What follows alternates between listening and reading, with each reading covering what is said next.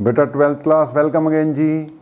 या टॉपिक्स को एक एक करके आगे बढ़ाते हुए अब हम लोग पहुंचे हैं सेल्फ इंडक्शन पे। तो यार इलेक्ट्रोमैग्नेटिक इंडक्शन ही चल रहा है, उसकी फर्स्ट स्टेज ईएमएफ इंड्यूस कई तरीकों से कराई। अब यार उसका अगला पार्ट है self induction and mutual induction. आज के लेक्चर में हम सेल्फ इंडक्शन कवर अप करेंगे, नेक्स्ट लेक्चर में म्यूचुअल इंडक्शन, यानी 2 लेक्चर्स में अपना ये सेल्फ म्यूचुअल दोनों पार्ट अपने कंप्लीट हो जाने हैं। फिर से वही बात, न्यूमेरिकल्स वाले टॉपिक हैं, ये भी कंसेप्ट तो है ही है लेकिन न्यूमेरिकल्स करने पड़ेंगे, करना जी। तो लेट्स स्टार्ट सेल्फ इंडक्शन। यार इंडक्शन तो वही करंट वरंट इंड्यूस होगा या कह लो वोल्टेज इंड्यूस होगी, लेकिन साथ में क्या वर्ड लगा है? सेल्फ। सेल्फ मतलब अपने आप, सेल्फ मतलब अपने आप। अब यार अभी तक की अपनी जो स्टोरी थी कि अपने पास एक कॉइल है। कॉइल, कॉइल कैसी भी हो सकती है, कोयल नहीं, कॉइल। ये भी कॉइल ही है यार, ओके। वैसे अभी तक हमने जितनी भी कॉइल्स यूज की वो इस टाइप की लगा दी है, लेकिन यार नंबर ऑफ टर्न्स जितनी ज़्यादा रखो उतना बढ़िया रहता है। तो हमारे सारे एग्जांपल्स में ऐसी कॉइल थी, लेकिन इसमें यार काफ़ी टर्न्स होती हैं, न्यूमेरिकल किए उसमें इस टाइप की भी आई होंगी। तो ये कोई भी कॉइल है बेटा, कॉइल। कॉइल मतलब having large number of turns, number of turns काफ़ी होती हैं इसमें। हम क्या करते थे, किसी तरीके से इसमें फ्लक्स चेंज करवाते थे। अब वो तरीका क्या हो सकता है?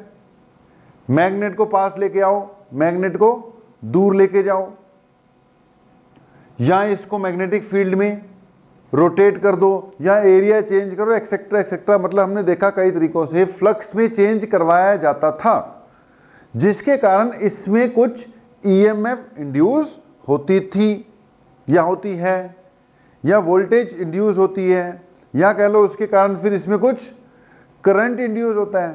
तो यार फ्लक्स चेंज करवाने वाला जो एजेंट था वो एक्सटर्नल एजेंट था, और उस कंसेप्ट कौन ने बोला जी? ये क्या है जी? Electromagnetic induction. कि जी मैग्नेट है, मैग्नेट को आप पास लेकर आ रहे हो, दूर लेकर जा रहे हो, उससे इसके थ्रू जो फ्लक्स है उसमें क्या आ रहे हैं जी? चेंजेस आ रहे हैं। या इसको मैग्नेटिक फील्ड में रोटेट करवा रहे हो। यार कई केसेस थे, सब केसेस में मुद्दे की बात तो यही है कि फ्लक्स में चेंज करवाना है। अब फ्लक्स में चेंज कौन करवा रहा है? जो मैग्नेटिक फील्ड का सोर्स है वो बाहरी है, जिसके कारण फ्लक्स चेंज आ जाते हैं। अब इस मैग्नेट को दूर लेके जाते हो, या कॉइल को दूर लेके जाते हो, या पास लेके आते हो, तो इसमें फ्लक्स में चेंज आता है। फ्लक्स में चेंज आएगी तो ईएमएफ इंड्यूस होगी, ठीक है, हमने पढ़ा हुआ, बहुत बढ़िया बात कि जी फ्लक्स चेंज होगी तो ईएमएफ इंड्यूस होगी। फ्लक्स इसको दूर पास ले जाके कर लो, इसको दूर पास ले जाके कर लो, इसको रोटेट करके कर लो, एरिया वेरिया के कंसेप्ट कई मेथड से हम फ्लक्स चेंज करा सकते हैं, ईएमएफ इंड्यूस होती है, सबको पता है। अब यार अगली कहानी सुनना। अगली कहानी ये है कि मान लो हमारे पास एक कॉइल है, अच्छी खासी उसमें टर्न्स हैं, जैसे यही एक कॉइल है, ओके जी। तो ये अपने पास एक कॉइल है और इसमें अपना करंट चल रहा है, चलो बहुत बढ़िया, ओके जी। अब यहां ईएमएफ का कंसेप्ट नहीं, यहां हमने सिंपल इसको कॉइल बोला, इसमें से करंट पास करवा दिया, स्विच ऑन कर दो, इसमें से करंट पास हो रहे हैं।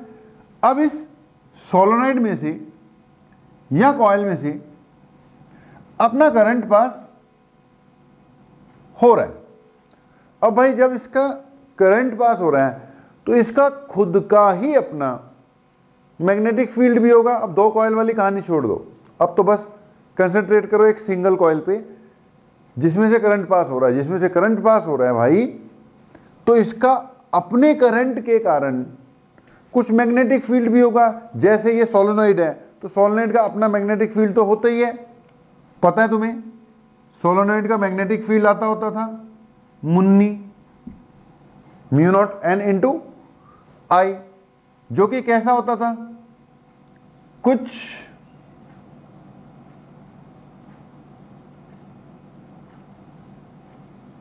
ऐसा। अब बेटा पॉइंट ये है कि इस सोलेनॉइड में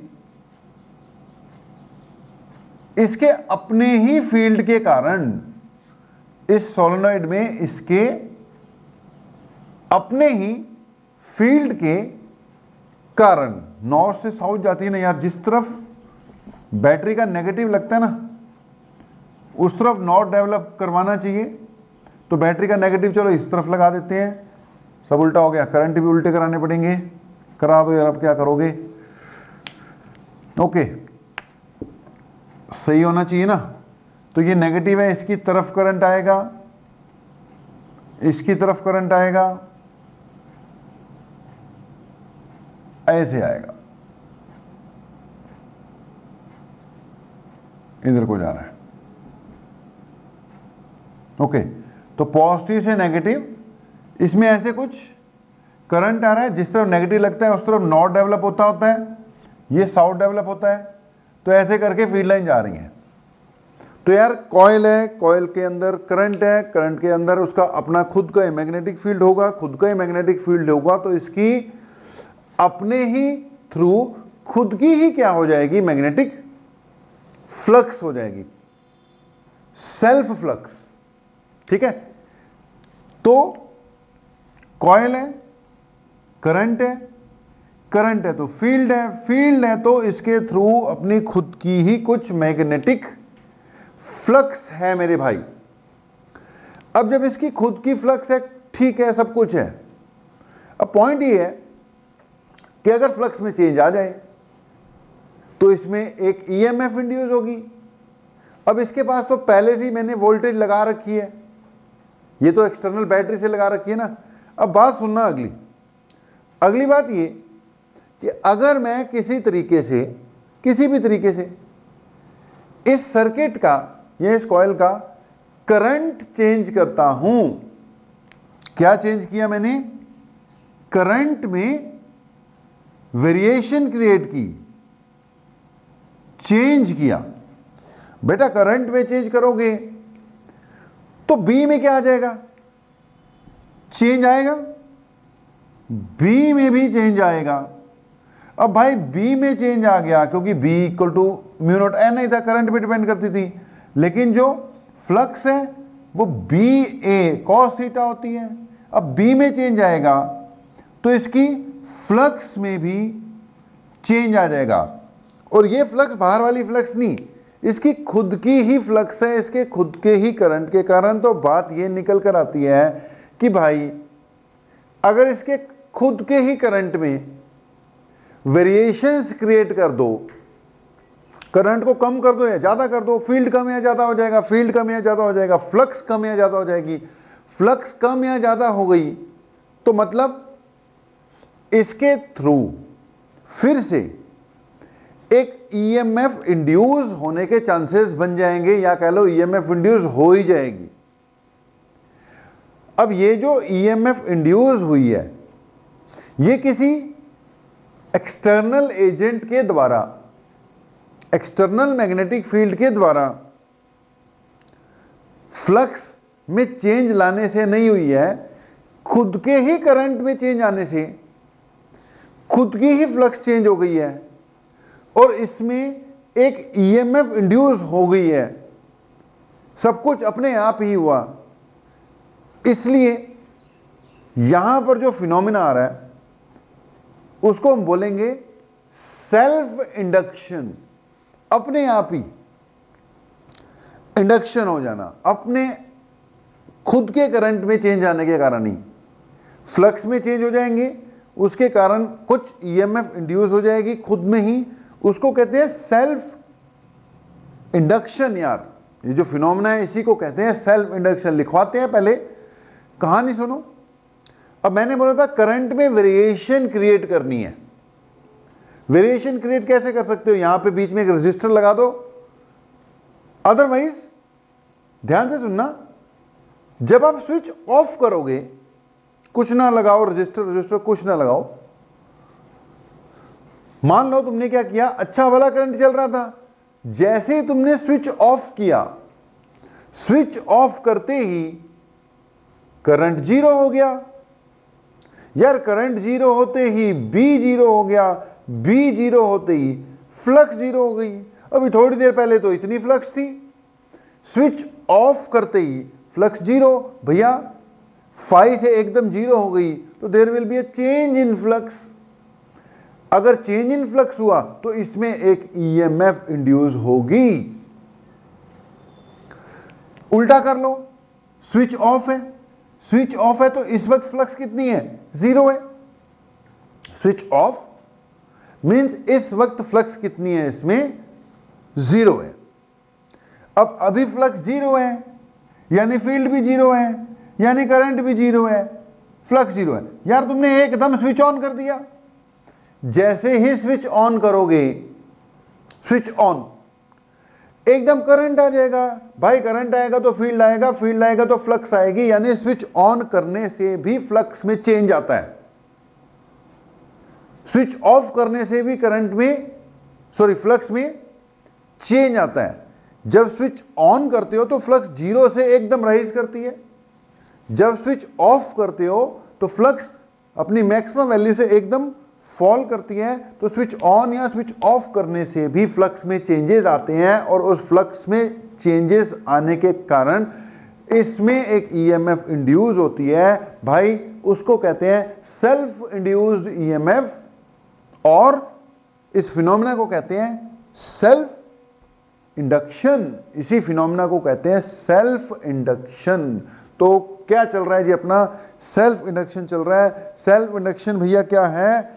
अपने ही फ्लक्स में चेंज, अपने ही करंट में चेंज होने के कारण अपनी ही फ्लक्स में चेंज हो जाएंगे, और अपनी ही फ्लक्स में चेंज होने के कारण खुद में बिना किसी बाहरी एजेंट के खुद में ही कुछ ईएमएफ इंड्यूस हो जाएगी, जिसको हम बोलेंगे सेल्फ इंड्यूस ईएमएफ, और फिनोमेना को बोलेंगे सेल्फ इंडक्शन। तो बात को समझना है, लिखने लिखाने के लिए कुछ नहीं, कहानियां ज्यादा, लिखना कम। तो क्या बोला मैंने?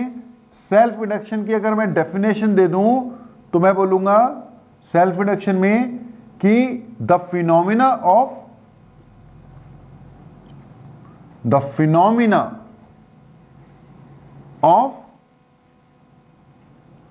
द प्रोडक्शन ऑफ, या कह लो generation of the induced EMF. अब ईएमएफ होगी तो करंट भी आ ही जाता है। In a coil due to variations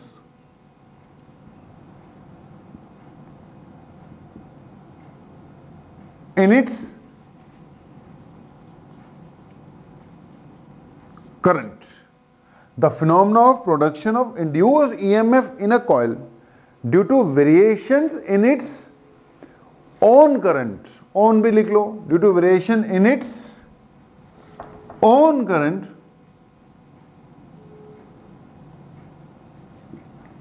is termed as self induction. जो बेटा ईएमएफ जनरेट होगी उसको सेल्फ इंड्यूस्ड ईएमएफ बोल दो, जो करंट जनरेट होगा उसको सेल्फ इंड्यूस्ड करंट बोल दो। ओके, तो जो करस्पॉन्डिंग ईएमएफ होगी वो हो जाएगी आपकी सेल्फ इंड्यूस्ड ईएमएफ। डिनोट इसको वही ई से करेंगे, एक्सप्रेशन इसकी निकालते हैं, फिर डिनोट को वही करना है, ई से एक्सप्रेशन हम निकाल लेंगे। अब अगली बात सुनना भाई, एक लेंज लॉ भी होता है। फिर लेंज लॉ क्या कहता है? लेंज लॉ कहता है कि जो भी ईएमएफ जनरेट होती है ना, वो अपने कॉज को क्या करती है?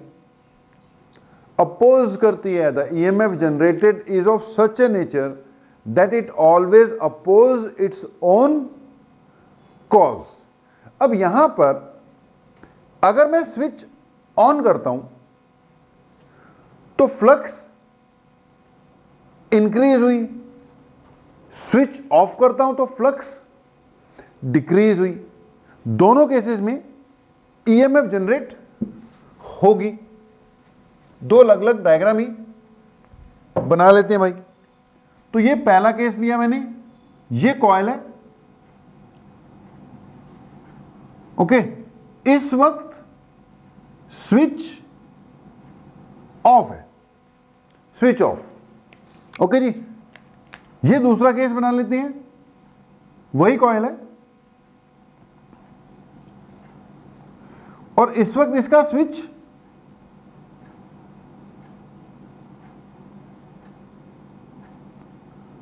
ऑन है। स्विच ऑन है मतलब भाई करंट चल रहा है, ठीक है जी। स्विच ऑफ है मतलब I 0 है, स्विच ऑन है मतलब I की कुछ ना कुछ वैल्यू है भाई।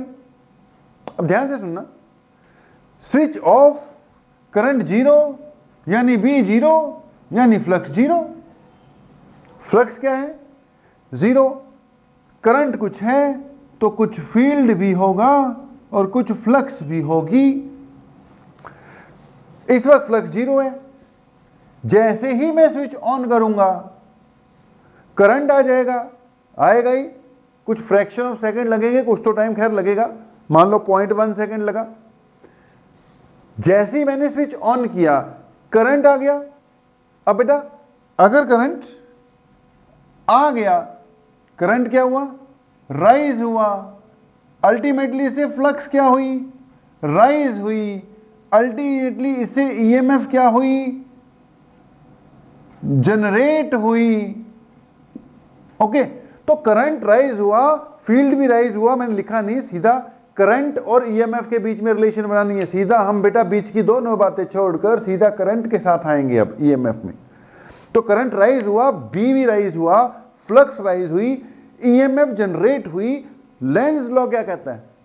लेंज लॉ कहता है कि जो भी ईएमएफ सेल्फ इंड्यूस्ड हुए हो, जो मर्जी हो, अगर ईएमएफ इंड्यूस्ड वाली है, जो इंड्यूस ईएमएफ है वो अपने कॉज को हमेशा क्या करती है? अपोज करती है। अब बेटा यहां पे कॉज क्या है? फ्लक्स का बढ़ना, मतलब करंट का बढ़ना। असली कॉज यहां पर क्या है? करंट का राइज होना। सीधा इनके बीच में रिलेशन बना रहा हूं। तो यार यहां पर कॉज क्या है? करंट का राइज होना। अब करंट राइज हो रहा है, ये इसका कॉज है। तो ईएमएफ जनरेट ऐसी होगी कि ये करंट को राइज होने से रोकेगी।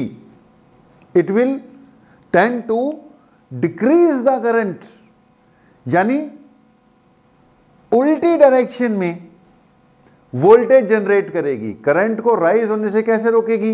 भाई जिस डायरेक्शन में करंट चल रहा है, जैसे स्विच ऑन किया इस डायरेक्शन में करंट चलने लग गया ना, तो ये इससे ऑपोजिट नेचर की ईएमएफ जनरेट करेगी। यानी जो इंड्यूस ईएमएफ है उसका इस तरफ पॉजिटिव डेवलप होगा और इस तरफ क्या डेवलप होगा? नेगेटिव डेवलप होगा। फिर से समझ लो, इस वक्त स्विच ऑन किया है, स्विच ऑन किया मतलब करंट राइज हुआ है। ईएमएफ जनरेटर करंट को राइज होने से रोकेगी। कुछ ऐसी ईएमएफ इसमें जनरेट होगी जो इस ईएमएफ की जो बैटरी लग रखी है उससे ऑपोजिट नेचर की होगी, ताकि करंट को राइज होने से रोक सके। ये कहां से आया? लेंज लॉ से आया। तो जब भी किसी कॉइल में करंट को इंक्रीज करने की कोशिश करोगे ना भाई, तो फ्लक्स चेंज होगा। वो अंदर की बातें हो गई। अब सीधा पॉइंट पे आते हैं कि जब भी किसी कॉइल में से करंट को इंक्रीज करने की कोशिश करोगे तो उसके अंदर एक सेल्फ इंड्यूस ईएमएफ डेवलप हो जाती है, जो कि एक ऑपोजिट नेचर का करंट डेवलप करती है, जिससे करंट जो इंक्रीज हो रहा था उसमें कमी लाई जा सके। यानी self induce EMF in a coil tends to oppose any change in current, it tends to oppose any change in current. Current rise हो रहा है, इसको राइज होने से रोकेगी, उल्टी नेचर की ईएमएफ जनरेट करवाएगी। अब क्योंकि उल्टे नेचर की करवा रही है इसलिए इसको बैक ईएमएफ भी कहते हैं बेटा, ठीक है। ये राइज होगा, ये जनरेट होगी और ये ऑपोजिट नेचर की होगी, इसलिए इसको हम बैक ईएमएफ भी कहते हैं, बैक ईएमएफ, क्योंकि ये अपोजिंग नेचर की है। करंट राइज हो रहा है, करंट को राइज होने से रोकेगी। अच्छा इस पे देखो, करंट राइज होना था, हो गया। अब यहां पे एक और पॉइंट है। पॉइंट ये है कि स्विच ऑन करने से पहले करंट था 0, फ्लक्स थी 0। जैसे स्विच ऑन किया करंट एकदम आ गया, फ्लक्स एकदम चेंज हुई, ईएमएफ एकदम जनरेट हुई, मगर करंट को राइज होने में अगर 0.1 सेकेंड लगे थे तो 0.1 सेकेंड के बाद तो करंट अपना जो आना था आ गया। अब भाई जो आ गया था, जो आ गया मतलब जब ये करंट कांस्टेंट हो जाएगा, बड़ी जल्दी हो जाना है, 0.1 सेकेंड में मान लो हो जाना है।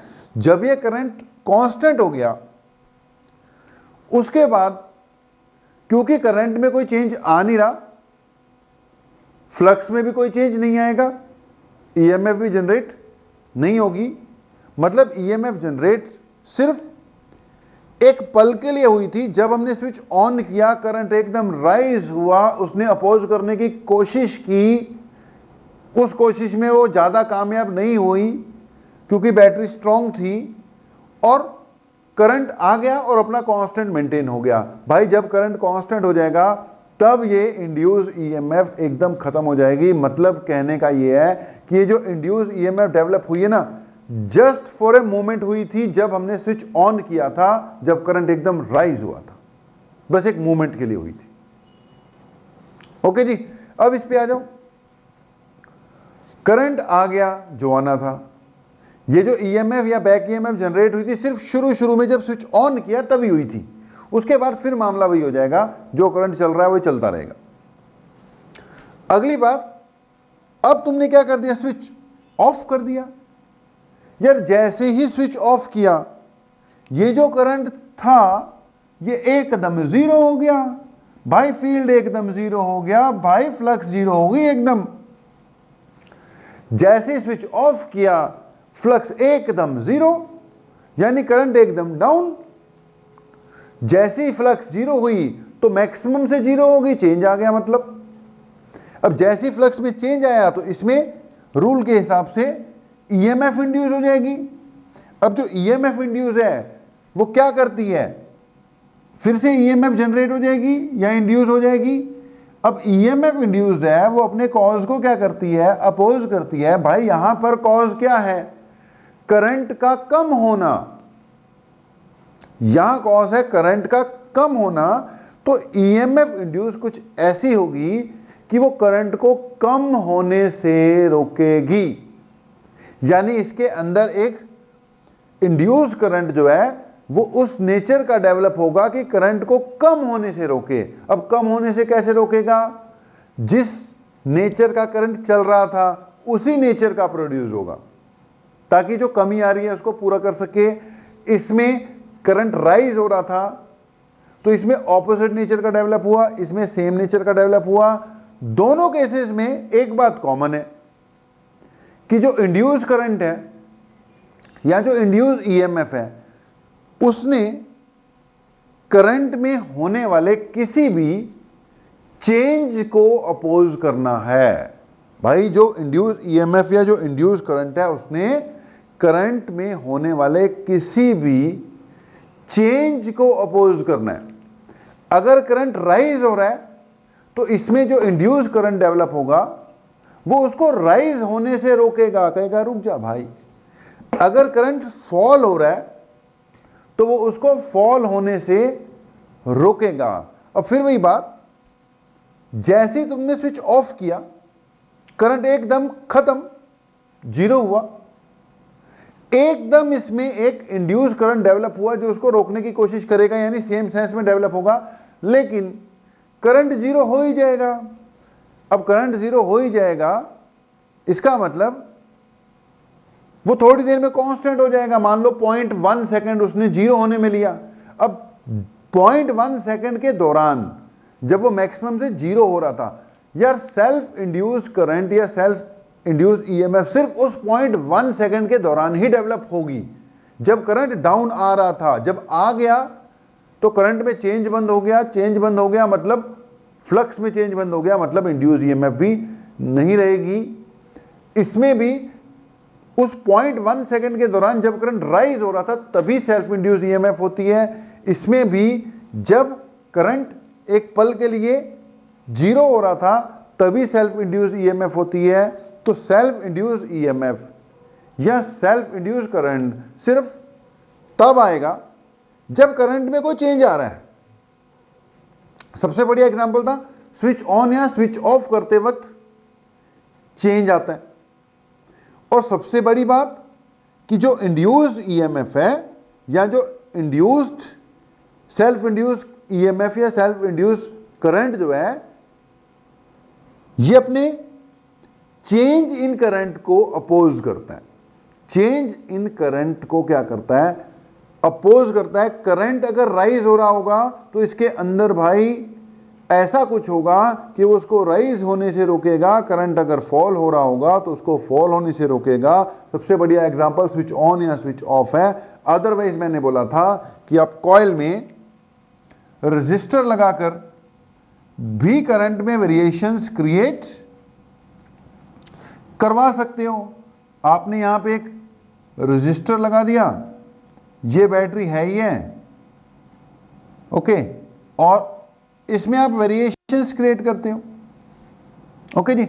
अब बेटा जब आप इसमें बाहर से कुछ फील्ड वील्ड नहीं है, जब आप इसका आर बढ़ाओगे, आर इंक्रीज होने से आई डिक्रीज होता है, तो इसमें कुछ ऐसी ईएमएफ इंड्यूस होगी कि वो करंट को डिक्रीज होने से रोकेगी। जब आप कुछ ऐसा करोगे कि करंट इंक्रीज करवा रहे हो तो इसके अंदर एक ऐसा कुछ होगा, वो करंट को इंक्रीज होने से रोकेगा।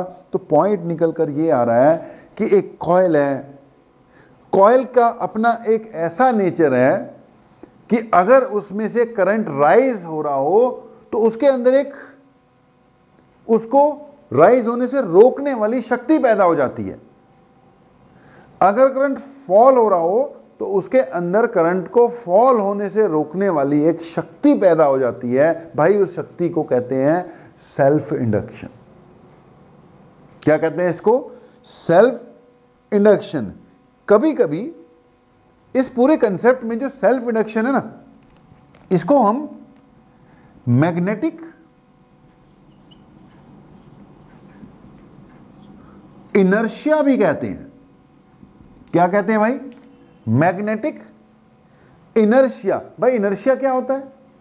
It is the property to oppose any change. Inertia क्या होता है?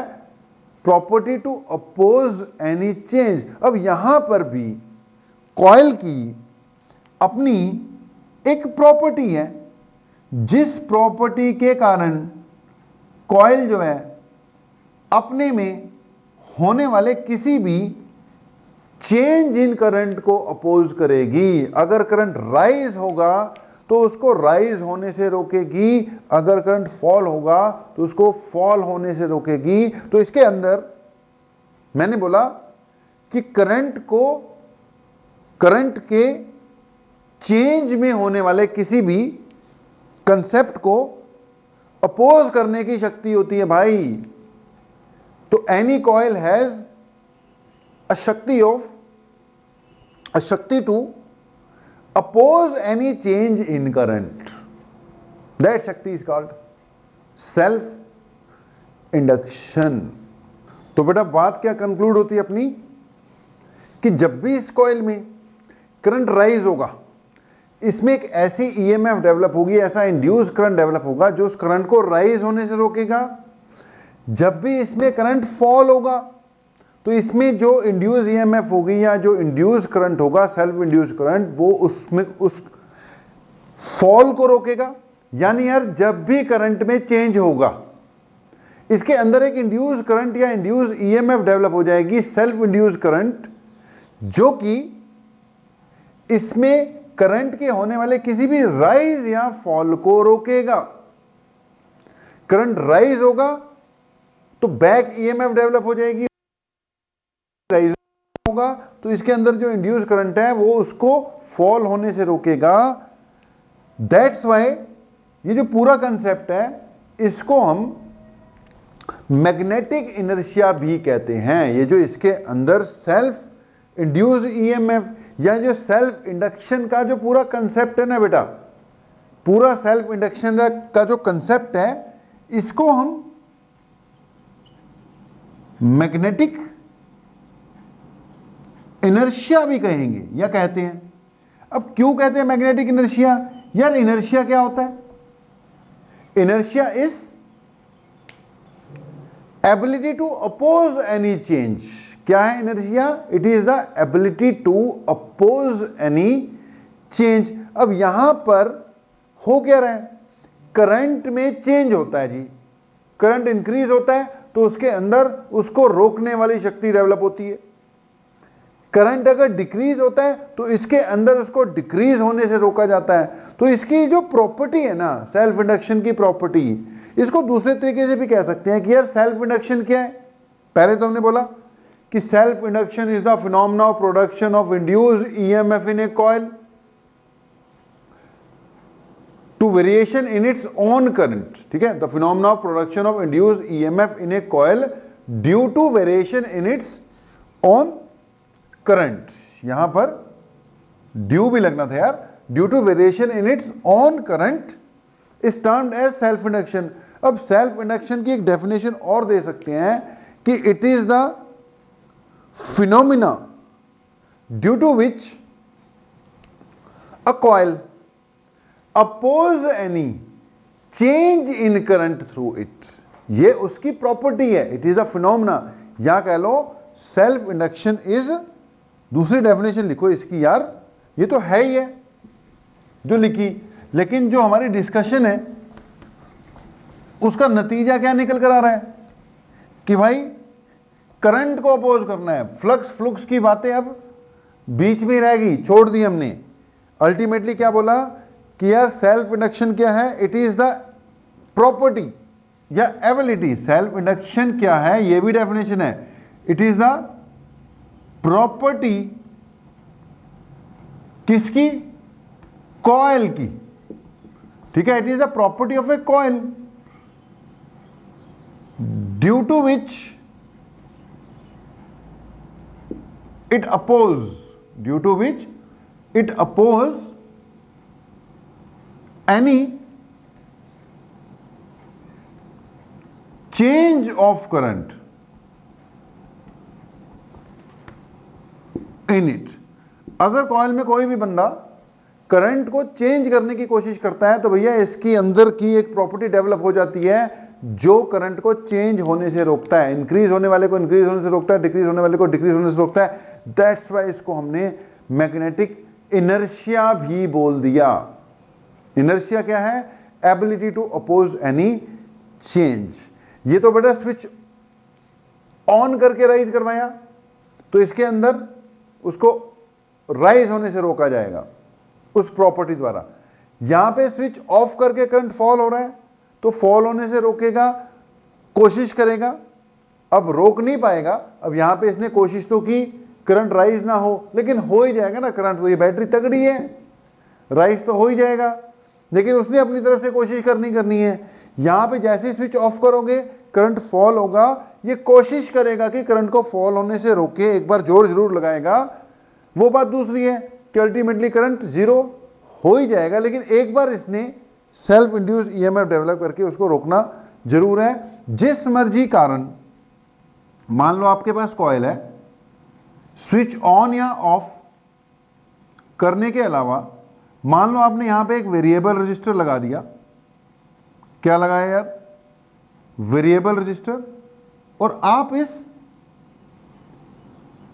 वेरिएबल रजिस्टर के आर में चेंजेस करोगे। बेटा आर में चेंज करोगे तो ऑटोमेटिकली इसके आई में चेंज आएंगे आएंगे।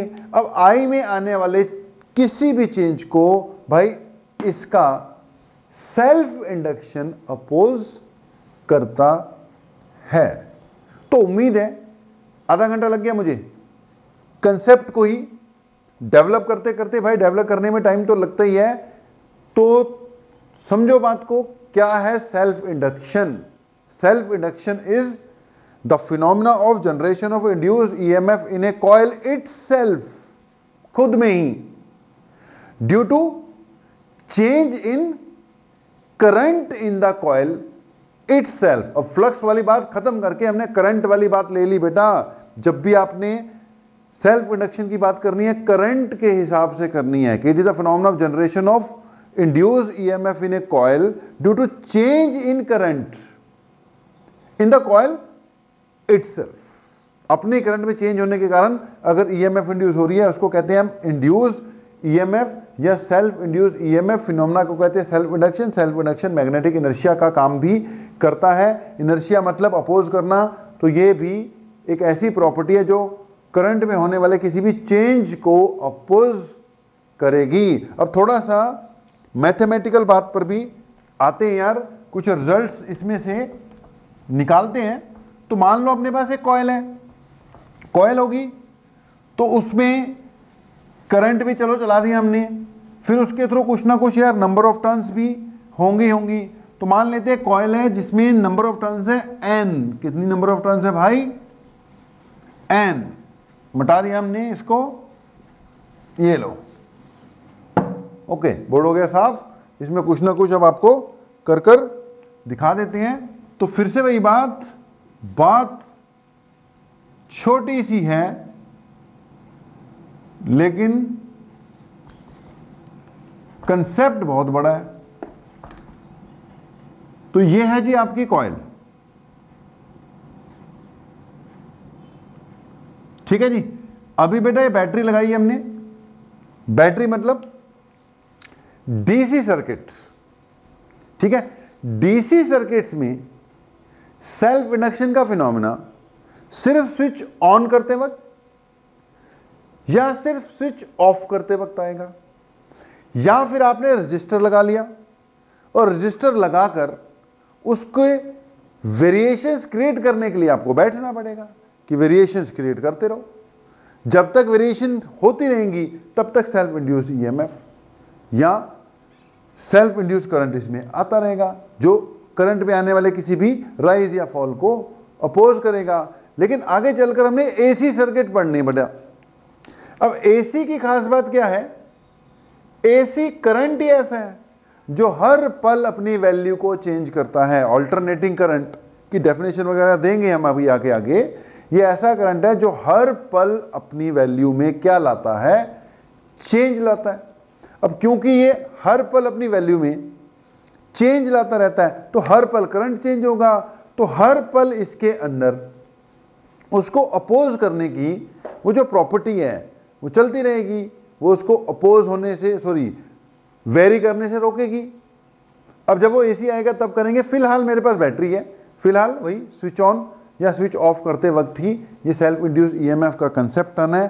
तो हमने बोला ये कॉइल है जिसमें कुछ नंबर ऑफ टर्न्स भी हैं, इसके थ्रू इस वक्त करंट कितना चल रहा है?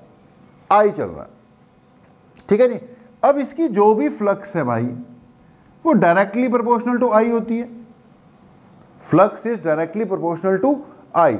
अगर बेटा मैं सिंगल टर्न की फ्लक्स को फाई बोलता हूं, phi is flux through a single turn, तो टोटल फ्लक्स इसकी क्या आ जाएगी? एन फाई आ जाएगी।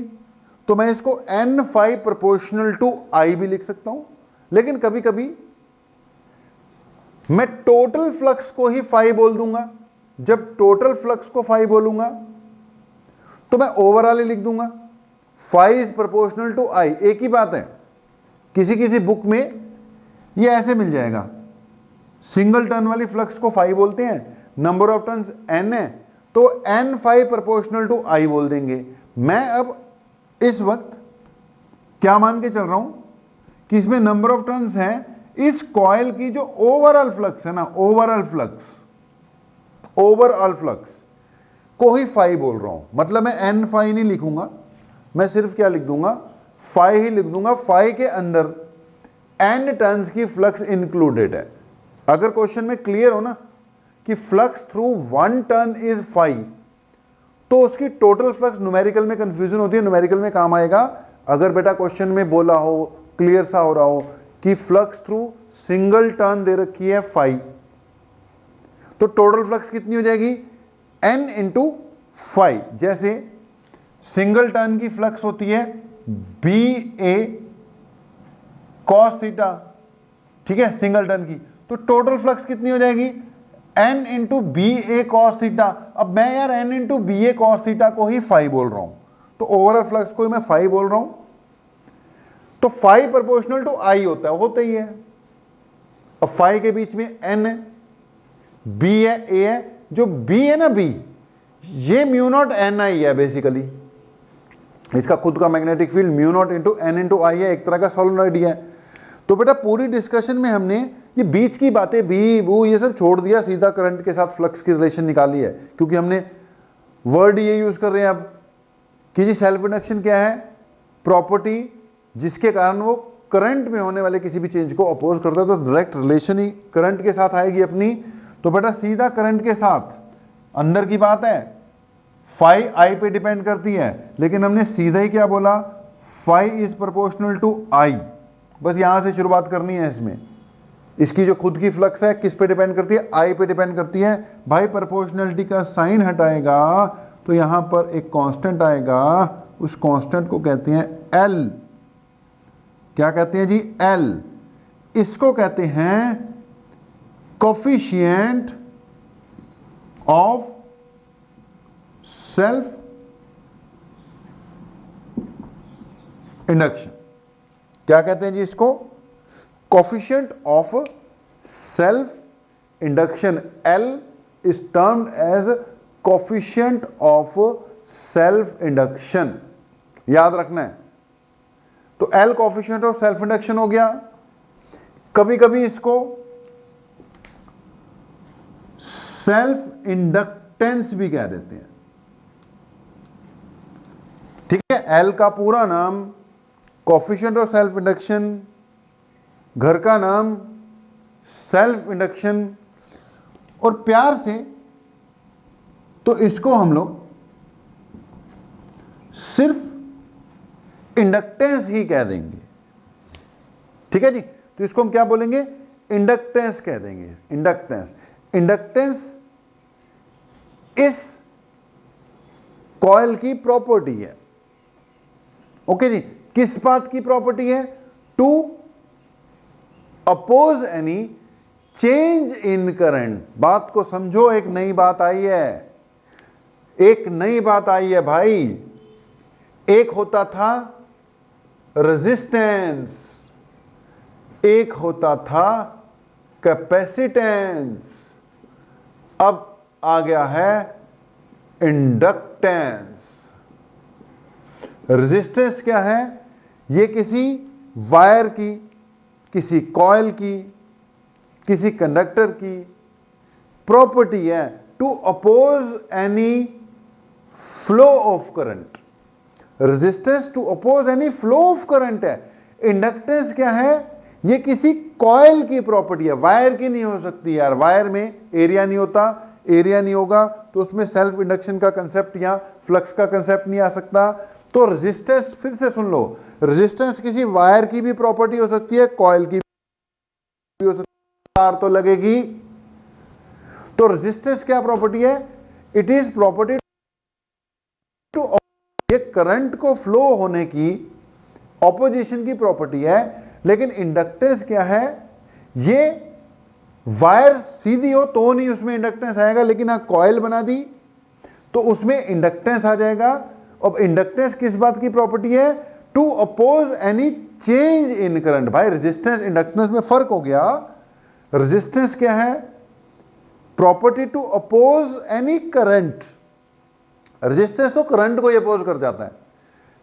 इंडक्टेंस क्या है कि भाई अगर करंट चेंज नहीं हो रहा, कांस्टेंट का कांस्टेंट है, तो कोई दिक्कत नहीं है।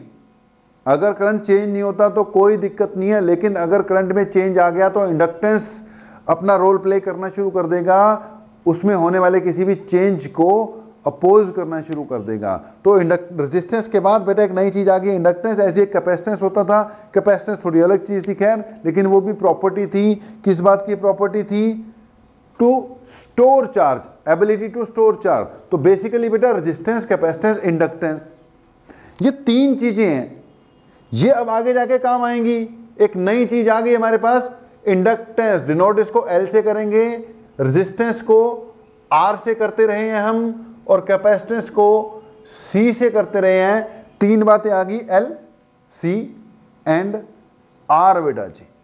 तो एल इंडक्टेंस है। फिर से आ जाओ, 5 proportional to L I. L क्या है यहां पर? Coefficient of self induction. L is coefficient of self induction.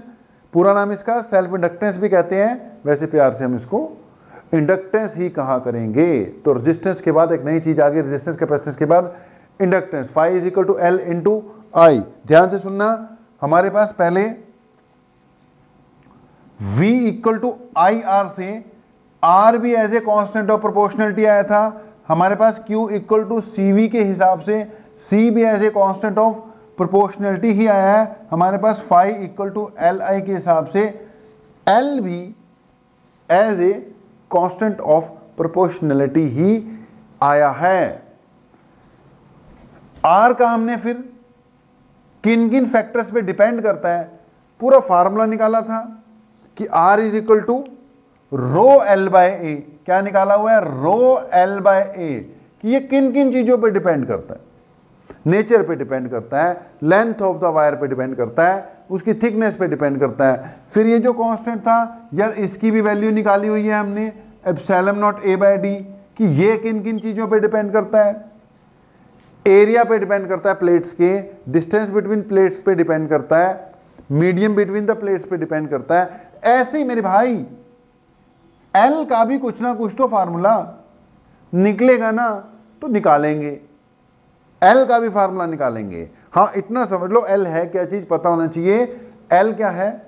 वैसे तो ये कोफिशिएंट है, लेकिन बेसिकली ये एल इस कॉइल का इंडक्टेंस है। इंडक्टेंस क्या चीज है? इसकी प्रॉपर्टी है। किस बात की प्रॉपर्टी है? To oppose any change in current. Current में होने वाले किसी भी चेंज को अपोज करता है। मैग्नेटिक इनर्शिया भी इसको कहते हैं। वहां तक पहुंचने में अभी टाइम लगेगा बेटा। पहले थोड़ी सी और बातें डिस्कस कर लें। तो phi is equal to L into I, ये है ही अपने पास। थोड़ा सा आगे बढ़ते हैं।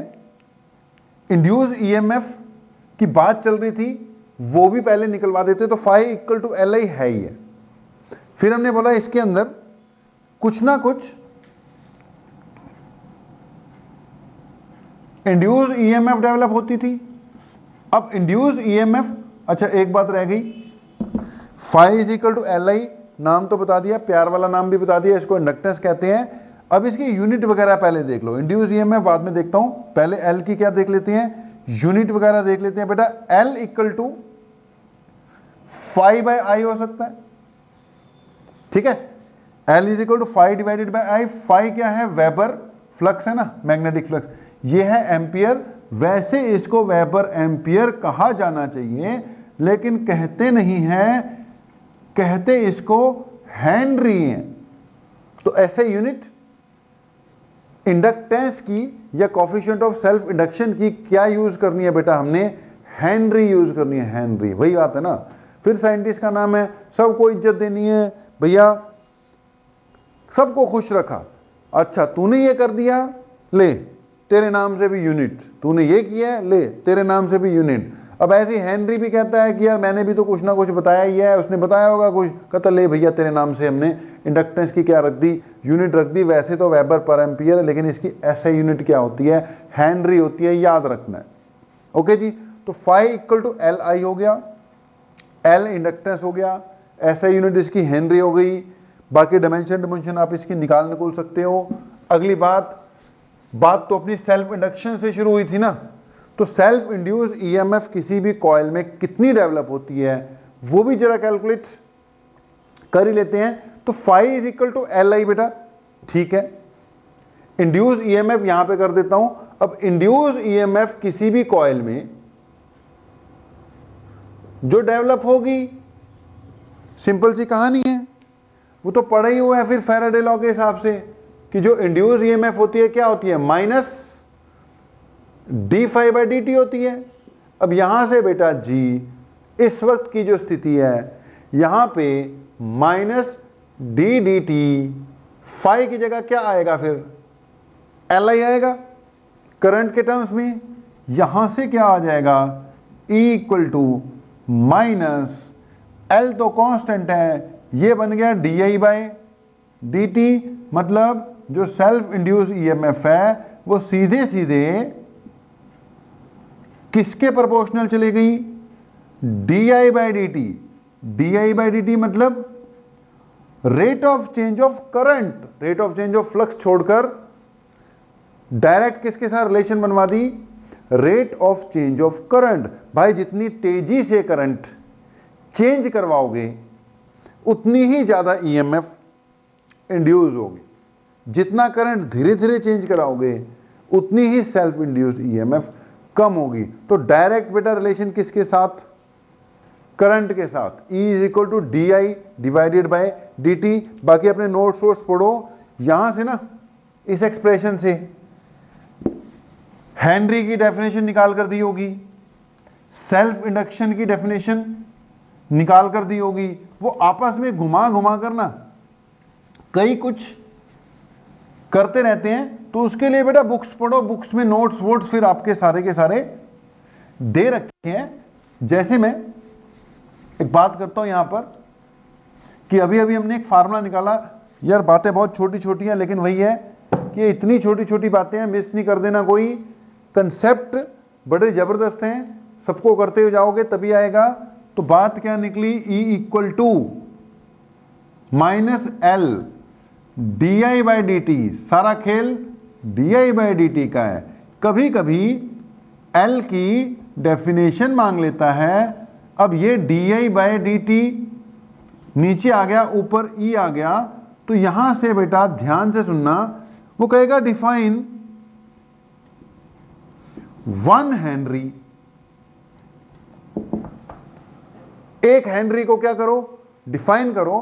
तो उसके लिए हमने बोला कि अगर इंड्यूस ईएमएफ 1 वोल्ट हो जाए और rate of change of current 1 ampere per second आए तो ऊपर 1 नीचे 1 एल क्या आ जाएगा, 1 हेनरी। बाकी नोट तुम्हारे पास है ही है, उसमें से पढ़ना कि जी 1 henry is defined as that much of self inductance due to which a EMF of 1 volt is generated when current is changing at a rate of 1 ampere per second।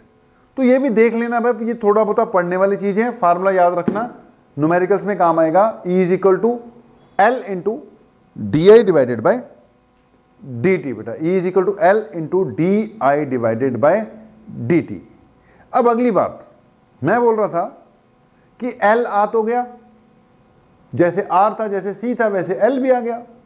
अब L आ गया तो उसकी कोई ना कोई एक्सप्रेशन भी होनी चाहिए कि भी बोल तो दिया ये प्रॉपर्टी है, किसकी प्रॉपर्टी है, कॉइल की प्रॉपर्टी है। अब ये कॉइल की प्रॉपर्टी है तो किन किन बातों पे डिपेंड करती है ये भी तो देखना पड़ेगा। जैसे हमने बोला था R का formula rho L by A है, वो L पे A पे।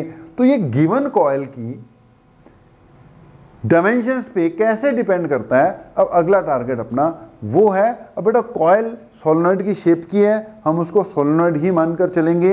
अगली हेडिंग डाल लो, self inductance of a long solenoid. हम सोलेनॉइड का L कैलकुलेट कर लेंगे और वही L किसी भी बेटा कॉइल का जनरलाइज कर दिया जाएगा। किसी भी कॉइल की वो जो वैल्यू हम निकालेंगे सेल्फ इंडक्टेंस किसी भी कॉइल का मानकर कर दिया जाएगा। कैलकुलेट हम सोलेनॉइड मानकर करेंगे। एक बात बीच में शायद रह गई, ध्यान से सुनना। ये चीज क्या है, ये रेजिस्टेंस है भाई, ये क्या है, ये कैपेसिटर है। ठीक है, हमने अभी अभी बोला हमने एक नई चीज खोज ली है जिसको कहते हैं एल। क्या है L?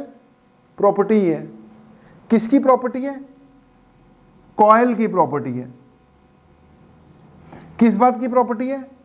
To oppose any change in current. तो बेटा ये जो मटेरियल है ये रेजिस्टर है। क्या है ये? रेजिस्टर है। शो क्या करता है ये? शो ये रेजिस्टेंस करता है। रेजिस्टर इस चीज का नाम हो गया और रेजिस्टर उसकी प्रॉपर्टी हो गई टू अपोज एनी करंट। अब ऐसे ये क्या है? एक कैपेसिटर है। क्या करता है? चार्ज स्टोर करता है। और कैपेसिटेंस क्या है? इसकी प्रॉपर्टी है। किस बात की property? To oppose any current. किस बात की property? To store charge. Current वाले तो ऊपर वाले की है। तो कैपेसिटेंस इसका नाम है, प्रॉपर्टी है। कैपेसिटर इसका नाम है। ऐसी बेटा अभी अभी हमने बात की है कि कोई भी कॉइल क्या शो करती है? इंडक्टेंस। कोई भी कॉइल क्या शो कर रही है? इंडक्टेंस शो कर रही है। क्या है inductance? To oppose any change in current. अब इंडक्टेंस शो कौन कर रही है? कॉइल। जैसे रेजिस्टेंस शो करने वाले को रेजिस्टर कहते हैं, कैपेसिटेंस शो करने वाले को कैपेसिटर कहते हैं। भाई इंडक्टेंस शो करने वाले को हम इंडक्टर कहते हैं। तो अब से एक नई चीज इंडक्टर। जैसे रेजिस्टर का resistance rho L by A होता है, कैपेसिटर का capacitance epsilon naught A by D होता है, वैसे इंडक्टर का इंडक्टेंस क्या होता है वो हम अभी कैलकुलेट करने जा रहे हैं। ये रेजिस्टर का सिंबल है, ये कैपेसिटर का सिंबल है बेटा। ये अब से इंडक्टर का सिंबल हो गया। ये सिंबल है भाई इंडक्टर का। तीन चीजें हमारे पास। हाँ, इसकी वैल्यू निकालने के लिए फिर मैं सोलेनॉइड की हेल्प लूंगा। तो मैंने बोला था अपनी हेडिंग डाल लो कि self inductance of a long solenoid. जो सोलेनॉइड का सेल्फ इंडक्टेंस होगा वो किसी भी इंडक्टर का सेल्फ इंडक्टेंस मान लिया जाएगा। तो अगली बात लिख लो, self inductance of a long solenoid. हाँ जी बेटा, तो क्या हेडिंग आ गई यार अपनी? Self inductance of a long solenoid. यार ये एज ए आर्टिकल आता है और एग्जाम में आर्टिकल क्या आ जाता है? Self inductance of a long solenoid निकालो। लेकिन इसका जो रिजल्ट आएगा एक्चुअली हम एल निकालने जा रहे हैं। ठीक है, हेडिंग तो ये है self inductance of a long solenoid निकालो। लेकिन यार किसी भी लॉन्ग सोलेनॉइड का जो सेल्फ इंडक्टेंस आएगा यानी एल, वो किसी भी इंडक्टर का इंडक्टेंस मान लेंगे फिर हम। ओके, क्योंकि इंडक्टर या सोलेनॉइड एक ही बात होती है, बस पर्पस अलग है। इंडक्टर का काम इंडक्टेंस प्रोड्यूस करना है सर्किट में, सोलेनॉइड का काम मैग्नेटिक फील्ड प्रोड्यूस करवाना है। लेकिन शेप ऐसी होती है, कंसेप्ट वही होता है। तो सोलेनॉइड की हेल्प लेते हुए हम किसी इंडक्टर का क्या निकालने जा रहे हैं? सेल्फ इंडक्टेंस निकालने जा रहे हैं। तो self inductance of long solenoid है, सोलेनॉइड की बात हो रही है तो सोलेनॉइड लेना पड़ेगा। मान लेते हैं ये क्या है? एक सोलेनॉइड है मेरे भाई। ओके, सोलेनॉइड है तो सोलेनॉइड के पुराने रिजल्ट बेटा याद करने पड़ेंगे। इसमें से मान लो हमने कुछ करंट वरंट प्रोड्यूस करवाना है या करवा दिया। ओके, जो सोलेनॉइड है बेटा, मान लो इसमें टोटल नंबर ऑफ टर्न्स क्या है? एन। एन क्या हुई भाई? Total number of turns. Okay, N हो गई टोटल नंबर ऑफ टर्न्स। लेकिन हमें पता है यूज क्या करते होते हैं हम? स्मॉल एन यूज करते हैं। स्मॉल एन क्या है? Number of turns per unit length. क्योंकि इसके फार्मूले में तो छोटा एन ही लगता है ना। तो ये बेटा number of turns per unit length है, जिसमें एल इसकी लेंथ है। इसका कुछ ना कुछ एरिया ऑफ क्रॉस सेक्शन भी होगा। तो ए क्या हो गया? इसका एरिया ऑफ क्रॉस सेक्शन हो गया। ठीक है जी। अब पता ही है तुम्हें कि इसके थ्रू जो फ्लक्स है, flux through the solenoid overall वो कितनी आएगी यार, n इंटू बी इंटू ए इंटू कॉस थीटा।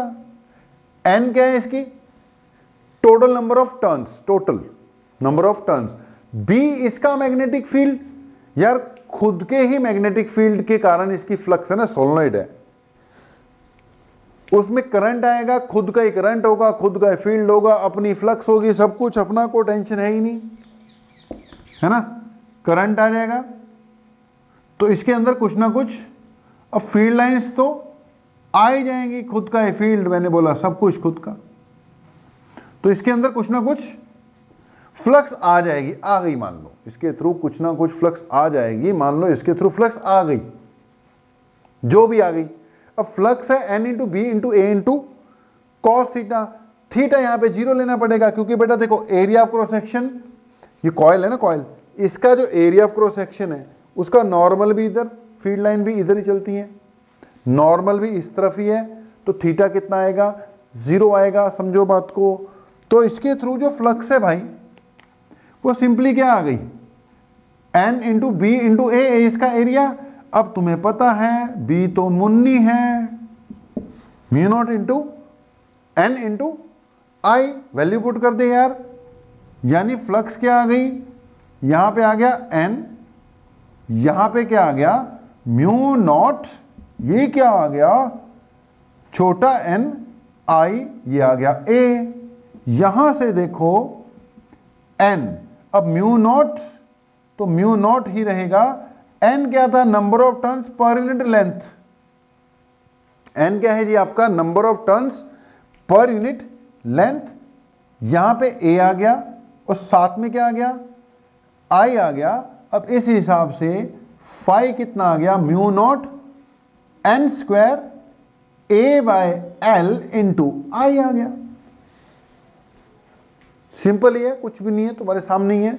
तो फ्लक्स इसकी ये आ गई, किसी भी सोलेनोइड की अपने करंट के कारण जो फ्लक्स आती है कितनी होती है, mu naught n square a by l into I आती है। अब क्योंकि ये सोलेनोइड है, कॉइल के फॉर्म में है, तो इसकी जो फ्लक्स है उसका ये फार्मूला तो आ ही गया। लेकिन बेटा क्योंकि ये कॉइल है, इसमें कोई भी करंट का राइज और फॉल होगा तो इसमें वही प्रॉपर्टी, वही शक्ति डेवलप हो जाएगी जो उसको करंट को चेंज होने से रोकेगी, यानी सेल्फ इंडक्टेंस इसमें आएगा ही आएगा। अब सेल्फ इंडक्टेंस इसमें आएगा ही आएगा, इसको इक्वेशन 1 लगा लो, तो phi equal to L I भी यूज करेंगे फिर हम इसके लिए। अब phi is equal to L into I भी यूज करेंगे। अब phi equal to L I भी होता है, phi equal to mu naught N square A by L into I भी होता है। भैया दोनों को इक्वेट कर दो, ये भी फाई ये भी फाई, तो ये हो गया लाई, ये हो गया mu naught N square A by L into I, I cut गया, मतलब एल कितना आ गया, mu naught N square A divided by L आ गया जी। तो L comes out to be equal to mu naught N square A divided by L. जैसे मैं बोल रहा था ना, आर की एक्सप्रेशन होती है इन terms of its dimensions etcetera, ये किसकी एक्सप्रेशन आ गई, एल की, यानी कि इंडक्टेंस की एक्सप्रेशन आ गई in terms of dimensions of the inductor या dimensions of the coil. L is equal to mu naught N square A divided by L. अच्छा बेटा, छोटा एन जो है number of turns per unit length, अगर उसके टर्म्स में result निकालना है तो कई बार बुक्स में वैसे भी दिया होता है, तो एन की जगह क्या था, small N, N into L आएगा, ठीक है। अगर स्मॉल एन के टर्म्स में है ना, एन क्या था, number of turns per unit length, तो कैपिटल एन की जगह क्या लिख सकते हो, N into L, capital N की जगह मैंने लिख दिया एन इंटू एल, तो इसका स्क्वायर हो गया। ये रिजल्ट कुछ इस फॉर्म में भी अब कई बार कहीं पे लिखा होता है, मैं वैसे ये वाला यूज करता हूं। ये म्यू नॉट आ गया, ये आ गया एन स्क्वायर आ गया, एक एल कट जाएगा, ये ए आएगा और यहां पर एल आ जाएगा। ओके जी, तो ये रिजल्ट है यार, क्या निकाल दिया तुमने, self inductance of a long solenoid निकाल दिया। ओके, ये दोनों रिजल्ट किसके हैं? Self inductance of a long solenoid. लेकिन मैंने क्या बोला था, ये लॉन्ग सोलेनॉइड बेसिकली इंडक्टर है। एग्जाम में जो तुम्हारा आर्टिकल आना है बात खत्म हो गई, लेकिन मैं अपने कंसेप्ट के हिसाब से जा रहा हूं। अब अगली बात करता हूं, self inductance of a long solenoid का आर्टिकल आ जाए यहां तक करके छोड़ देना। ओके, लेकिन अब मुझे यहां पे कंसेप्ट समझाना है। तो मैंने आपको यह समझाया कि बेटा जी हमने रेजिस्टर के फार्मूले, कैपेसिटर के फार्मूले कि जैसा ही एक इंडक्टर का फार्मूला भी डेवलप कर लिया, इंडक्टर का फार्मूला भी डेवलप कर लिया यार। क्या डेवलप कर लिया? Mu naught N square A divided by L. तो अब हमारे पास तीन चीजें हैं, एक है रेजिस्टर, और रेजिस्टर का resistance R equal to rho L by A. यार अब मेरे पास एक कैपेसिटर, और कैपेसिटर का capacitance epsilon naught A by D. अब मेरे पास एक है inductor L C R. Inductor एक नई चीज यार आज हमने इंट्रोड्यूस की है, इसलिए बड़ा जोर लगा रहा हूं उस पर। अब हमारे पास एक तीसरा एलिमेंट भी है जो सर्किट में लगाया जाता है आमतौर पे, दैट इज कॉल्ड इंडक्टर। ये इंडक्टर है, इसका कुछ ना कुछ इंडक्टेंस है, और वो इंडक्टेंस कितने? Mu naught N square A divided by L.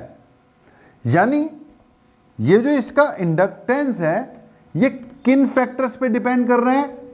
Check कर लो कि भाई कोई भी कॉइल होगी उसका जो इंडक्टेंस है, इंडक्टेंस यानी वो कितना करंट में होने वाले चेंज को अपोज कर सकता है, एक तो डिपेंड करेगा भाई उसकी टर्न्स पे,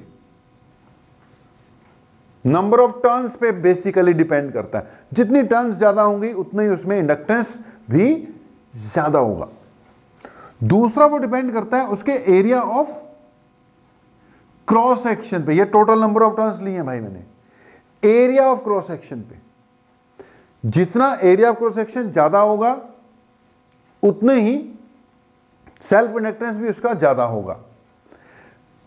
एल वाले फैक्टर को छोड़ो, तीसरी बात जो मेन डिपेंड करता है वो डिपेंड करता है कि उस इंडक्टर या सोलेनॉइड के बीच में मीडियम कौन सा है। ये तो वैक्यूम है तो म्यू नॉट लगेगा, वैक्यूम है तो म्यू नॉट लगेगा। लेकिन अगर इसके बीच में कोई दूसरा मीडियम फिल कर दिया जाए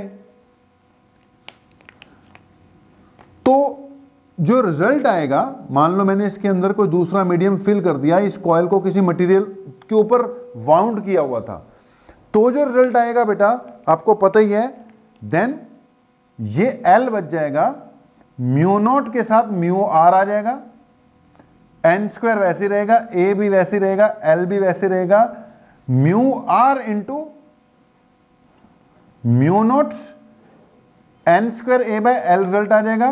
बेटा अब यहां पर म्यू आर क्या है? It is the relative permeability किसकी? उस मीडियम की जो तुमने इसमें इंसर्ट किया।